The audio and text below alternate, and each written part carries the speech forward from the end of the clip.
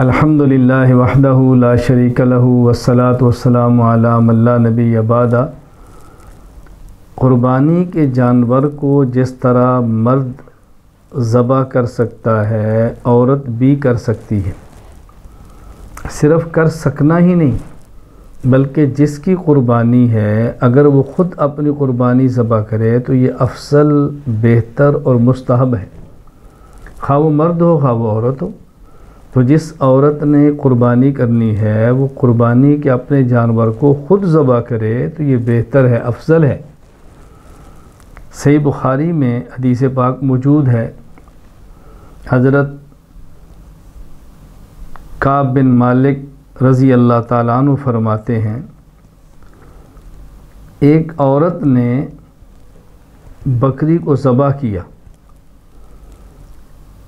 تو حضور اکرم صلی اللہ علیہ وسلم سے اس کے بارے میں پوچھا گیا، ان امرأۃ ذبحت شاۃ بحجر فسئل النبی صلی اللہ علیہ وسلم عن ذلک فامر باکلها، تو آپ نے حکم دیا کہ اس کو کھا لیا جائے، آپ نے اجازت دی کہ اس کو کھا لو۔ تو رسول اکرم صلی اللہ علیہ وسلم کی صحابیہ جانور کو ذبح کرتی ہے، رسول اکرم صلی اللہ علیہ وسلم اس کو کھانے کی اجازت دیتے ہیں۔ یہاں تو معاملہ ہے کہ عورت نے ذبح کیا ہے اور رسول اکرم صلی اللہ علیہ وسلم سے پوچھا گیا ہے اور آپ نے اس کے گوشت کھانے کی اجازت دی ہے، جبکہ صحیح بخاری میں موجود ہے حضرت ابو موسیٰ اشعری رضی اللہ تعالیٰ عنہ کے بارے میں، وَأَمَرَ ابو موسیٰ رضی اللہ عنہ بناتہ ان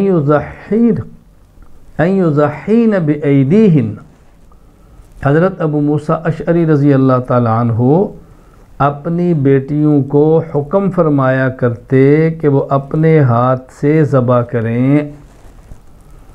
صحابی کا اپنی بیٹیوں کو حکم دینا، سبحان اللہ، اس سے بڑھ کر اور دلیل کیا ہو سکتی ہے؟